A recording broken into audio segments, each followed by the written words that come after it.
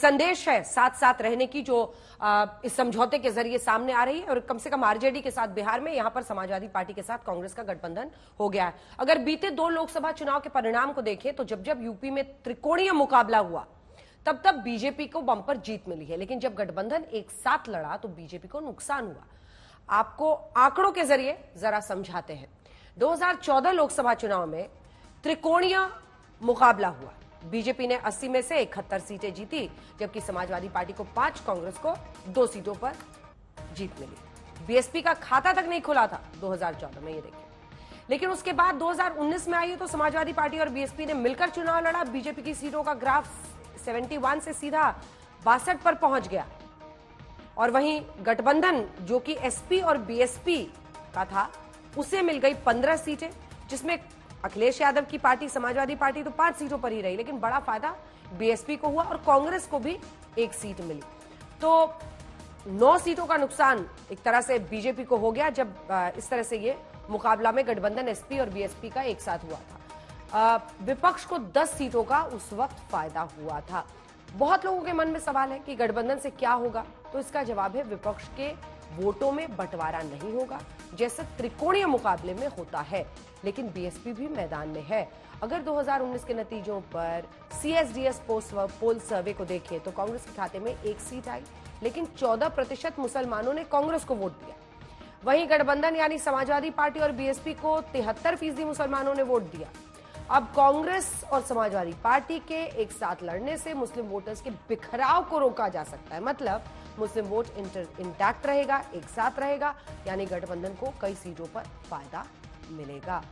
चुनाव परिणाम क्या आएंगे जनता तय करेगी, लेकिन समाजवादी पार्टी के सीनियर नेता इस गठबंधन को यूपी से बीजेपी की विदाई का संकेत बता रहे। देखिए, हम इंडिया गठबंधन के दोनों दलों के नेताओं का, राष्ट्रीय नेताओं का धन्यवाद करते हैं कि समय की स्थिति को समझते हुए इस देश की जनता जो चाहती है वो समाजवादी पार्टी के नेता अखिलेश यादव जी और भारतीय राष्ट्रीय कांग्रेस के नेता खड़गे साहब ने ये तय किया है कि गठबंधन के लेकर के हम चुनाव लड़ेंगे। कांग्रेस ने कहा कि प्रियंका गांधी का बड़ा रोल था, तो क्या केवल प्रियंका गांधी का ही रोल था इसमें? सभी नेताओं का, कांग्रेस के और सभी नेताओं का समाजवादी पार्टी के रोल है और सबको मिलकर काम करना। उत्तर प्रदेश में भारतीय जनता पार्टी के विदाई का ये कार्यक्रम था।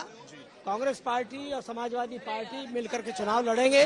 कांग्रेस पार्टी 17 लोकसभा क्षेत्रों में चुनाव लड़ेगी, समाजवादी पार्टी 63 लोकसभा क्षेत्रों में चुनाव लड़ेगी और 80 की 80 सीट ये गठबंधन जीतेगा।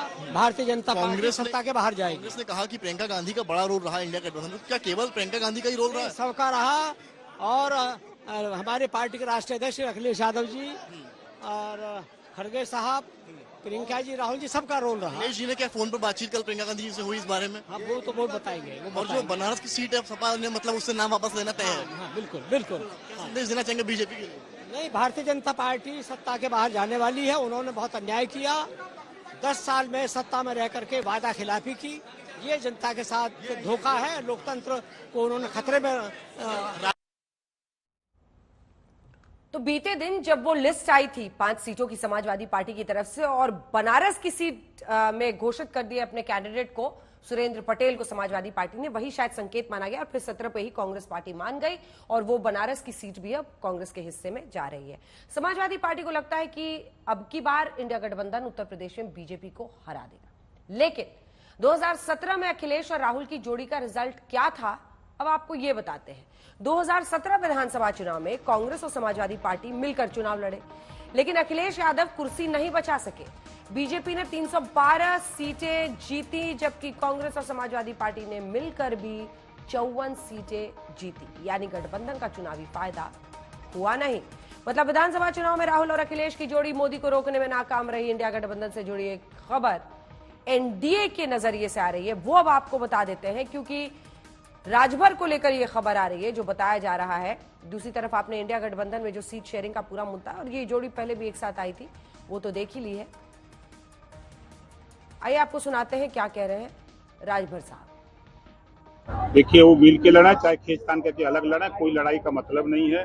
उत्तर प्रदेश की 80 की 80 लोकसभा सीट माननीय योगी जी या माननीय नरेंद्र मोदी जी के नेतृत्व में इंडिया गठबंधन जो लड़ रहा है हम लोगों से, एनडीए से वो असफल है। कहीं जीतने की स्थिति में विरोधी पार्टियों के पास कोई ताकत नहीं है। ताकत देने के लिए हमने बहुत पहले 6 महीना पहले बता दिया था कि विरोधियों ने ठाना है मोदी जी को प्रधानमंत्री बनाना है। कुछ लोग सट के करेंगे, कुछ लोग हट के करेंगे।